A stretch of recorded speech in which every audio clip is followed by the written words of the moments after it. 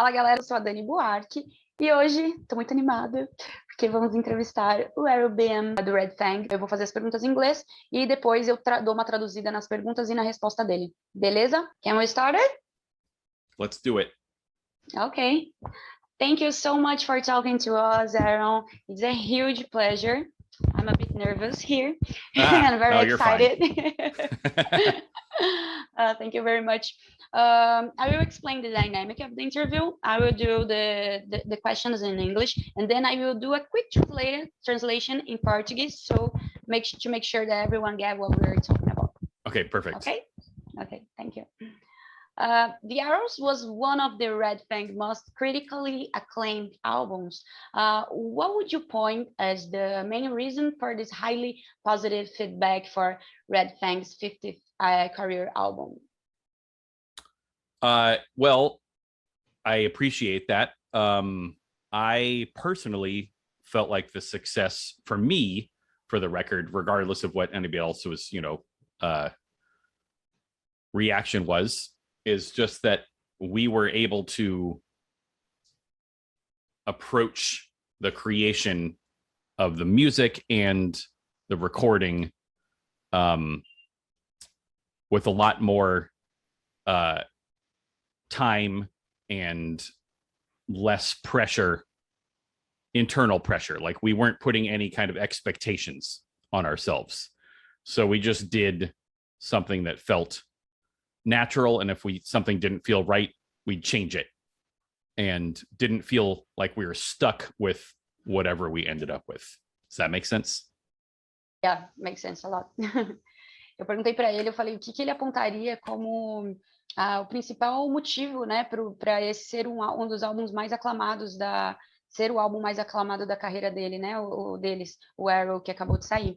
E ele falou que ele acha que foi porque eles fizeram tudo com muito tempo, com muita calma, sem expectativa, sem pressão, não tinha uma pressão interna, eles só faziam o que eles sentiam que era certo. E se não sentia que era certo, voltava atrás e refazia de novo. Então eles fizeram com bastante calma. Okay. I'm impressed with your ability to remember as much of my blathering and translate it as you can. I'm making it all up. Sure. Me too. You finished recording the album in December 2019, right? A few months before the pandemic, but you didn't release until June of this year. Was it because of the COVID or something else? Oh, absolutely, because of COVID. Everything was ready to go in March of 2020, and we had a tour booked for June, and then lockdown happened, and we knew the tour couldn't happen, and no tour for us means no record. So we waited. Eu perguntei para ele, né, se o motivo deles terem gravado em dezembro de 2019, só lançado agora, né, em junho, se teve alguma coisa a ver com a pandemia, ou se foi outra coisa. E ele falou que sim, que eles terminaram de gravar no começo, né, eles iam lançar já no começo de 2020, iam já sair em turnê no meio do ano. E para eles, se não dá para sair em turnê, não tem como lançar um álbum. I supposed to ask you in the end of the interview, but I will ask you now. It's about the live shows. Now, you guys are known for a very energetic performance. So how was it for you to deal with the fact that you cannot play, especially when we didn't even have a vaccine going on? How was it for you? At the very beginning, I was pretty excited to spend as much time with my wife and son as I could, because as a touring band, I basically get just little pockets. But about the fall of 2020 is when I started really feeling basically withdrawal from playing live shows. It was really tough, and realized that like my mood was being drastically affected, because I've been playing in front of audiences since I was 8. And so not doing it just felt like part of me and my identity was just missing. It was not good at all. Not good at all. Yeah. Ok. Eu ia perguntar no final da entrevista, né? Eu falei para ele que aproveitei o gancho aí dos shows que a gente estava falando, e perguntei como é que foi para ele, né? Lidarem com o fato, né, de estarmos em uma pandemia, a gente não poder ir ao show, né? Não ter nenhuma vacina à vista, né? Alguns meses atrás. E ele falou que no começo ele ficou muito empolgado porque ele estava muito exausto, né? E ele ficou feliz de poder passar mais tempo com a família dele, com a esposa e com o filho. E que depois de um tempo que ele começou a se preocupar, porque ele viu como estava sendo afetado, né, a indústria como um todo e também a equipe, a banda, e aí foi quando ele começou a se preocupar. Ok. It's not a secret that you are a band very known for your creative and fun music videos. Is it something natural for you guys, or do you still feel some kind of pressure every time you have to shoot a new music video? It's too bad that's not a secret because we've been trying to keep our music videos secret. I guess putting them on YouTube is a pretty bad idea in that regard.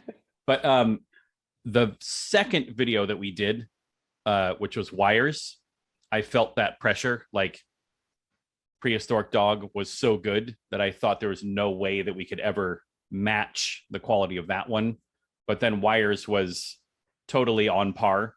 And essentially, once that one had been done, it's all just been fun. I haven't felt any pressure whatsoever for the videos after that, because that solved that whole problem right at the beginning. Ok. Eu falei para ele que não é um segredo que a banda é muito conhecida por serem muito criativos, né, nos seus clipes. E perguntei se era uma coisa muito natural para eles ou se eles ainda sentiam algum tipo de pressão quando eles têm que gravar um videoclipe.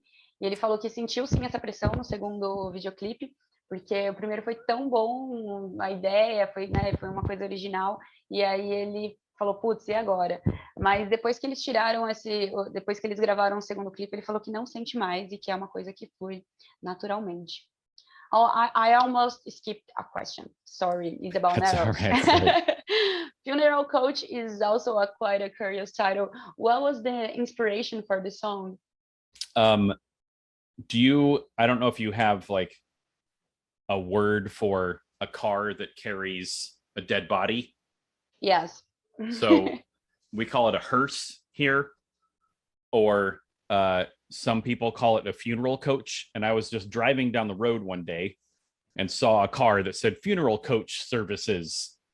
And for some reason, I just thought of like, you know, a football coach. And the idea of somebody who has to coach you on how to feel at a funeral just kind of, I don't know, it just struck me as being this fun, you know, I think of stupid word humor all the time, and that was just one of those ones that it was a working title at first, and then it ended up sticking as the main title for the song. Oh. Yeah. Eu falei para ele que o Funeral Coach é um título bem curioso, né? Como que foi a inspiração para a música, né? O que passou na cabeça dele, né? Para ter esse título. E ele falou que um dia ele estava dirigindo, né? Na estrada, e ele viu como é que chama? Eu esqueci o nome daqueles carros que levam, né? Caixões e tal. E aí ele viu um desses carros e estava escrito carro de funerária, né? E aí estava escrito Funeral Coach. E aí ele falou, nossa, imagina se tivesse um treinador, né, coach, um treinador para te treinar em como você deve se sentir em um enterro. E que é basicamente isso a ideia da música. I heard you had an empty pool in the studio where you guys recorded arrows. And after you've done, John used the empty pool to overdub drums. Is it true? Yes, it's totally true. The pool was built by it was built for skateboarding. So it's like a big, you know, 2-level kind of rounded pool that honestly I was mostly scared of, because you have to push all of your equipment right by it when you're loading into the studio, and I was always scared I was going to fall into it. But yeah, Chris Funk, who recorded the record, had put drums in there for some other kind of like slower bands and really liked the sound, and so he had the idea to put John in there just for a couple of the slow songs, because otherwise it just sounds like chaos. So I think it worked out great. I think it sounds amazing. Cool. Eu falei para ele que eu ouvi dizer que no estúdio que eles gravaram tinha uma piscina vazia e que depois que eles terminaram as gravações, o John overdubbed a bateria. E eu perguntei se era verdade, né? Se rolou esse overdub aí. E aí ele falou que sim, que é verdade, que eles tinham um bowl de skate lá. Era tipo, eles usavam essa piscina vazia como um bowl de skate. Ele falou que, inclusive, ele sentia medo de cair, porque eles tinham que passar por ele todas as vezes que entrava no estúdio. E aí ele falou que depois, né, o Chris, depois que eles gravaram, ele foi lá e nas músicas mais lentas, eles fizeram esse overdub de bateria, porque se fizessem nas músicas mais rápidas, ia soar como um caos. Ok. Let me, just a second. Sure. Oh, thank you. I heard you wanted Arrow sounding more like the first album. Is it true? How was this composing process? We had spent, I think that our approach for both Whales and Leeches and Only Ghosts, they were, as much as we were trying to avoid doing this, we couldn't help but put pressure on ourselves to make records that, you know, we felt like would satisfy fans, you know, the label, whatever. Like, not necessarily, we weren't writing for the fans, but we still had sort of like this internal pressure that we put on ourselves that, like, oh, now someone's actually going to be paying attention to something that we're doing. Whereas in our entire lives before that, no one cared, which meant that we could just be free to do whatever we wanted in our own minds. And so with this, we've been trying to get back to that kind of mental state forever. And I just feel like we were able to do it with this record where we just released ourselves from any kind of expectations and just let ourselves be free and just create whatever came out. And we didn't censor ourselves at all. And we just, you know, sometimes we recorded a song that we had barely practiced at all, or that we had not even finished writing. And we just said, let's just do it and just see what happens. Ok. Eu perguntei para ele que eu ouvi ele dizer em uma entrevista que ele queria que Arrows soasse mais como o primeiro álbum. E aí eu perguntei como é que foi o processo de composição. Ele falou que a diferença desse álbum é que ele queria resgatar aquele mindset de primeiro álbum, que era tipo assim, quando eles fizeram uma coisa sem nenhuma pretensão, eles estavam fazendo por diversão, muito natural, né? E que isso acabou se perdendo um pouco durante o tempo, né? Ele falou que eles nunca se limitaram em não, vamos escrever para vender, vamos escrever para os fãs, mas rolava uma pressão interna, meio que automático, e às vezes eles gravavam músicas que ele achava que nem estava ainda pronta, né, que eles nem tinham praticado, nem tinham tocado, nem tinham ensaiado ainda direito, mas eles tocavam, mas eles gravavam e já lançavam. Então, dessa vez, eles tentaram resgatar essa sensação do primeiro álbum, né, de fazer com calma, fazer meio que de dentro para fora. Did I just see a little cat walk through the screen? Yes. She was like scratching me here. And is that a piano back there too? Yeah. Nice. Red Fang played a few times in Brazil, and the first one was 9 years ago on Furão do Rock and at Inferno Club in São Paulo. It was insane. Maximal's Festival was part of the tour in 2017, and after 1 year, Red Fang's South American tour visited us again. I have a feeling you like Brazil. Any feeling or memory you can share with us? I mean, the one that I think that I keep sharing over and over again, and that I think everyone who was at that show, they felt the same thing that we did, which is that first show at Inferno Club in Sao Paulo was just like totally amazing show for everybody. In fact, we even did a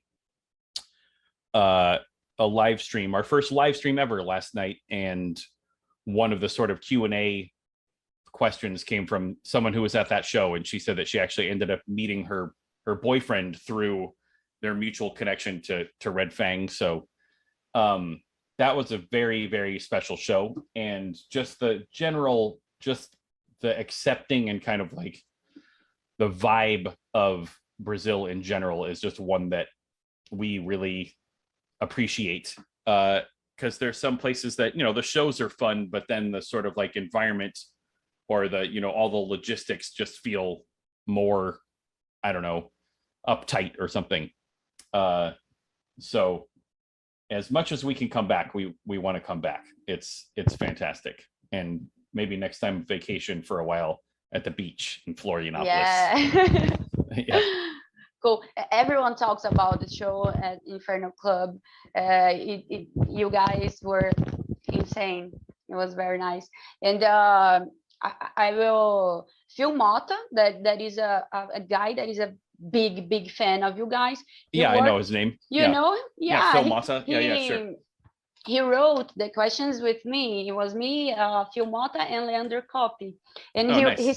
he said hi to you. Oh, great. Tell him hi back. Okay. So that's it. You want to say something to your Brazilian fans? Just, you know, everybody stay safe so we can come back and see you again soon.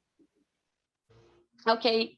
Aaron, thank you so much for your time. It's a great honor talking to you. I'm a big fan. Thank you so much. Thank you very much, and I'll talk to you soon. E essa foi nossa entrevista com Aaron Bem. Eu queria agradecer aqui o Leandro Coppi e o Phil Mota, que fizeram a pauta junto comigo.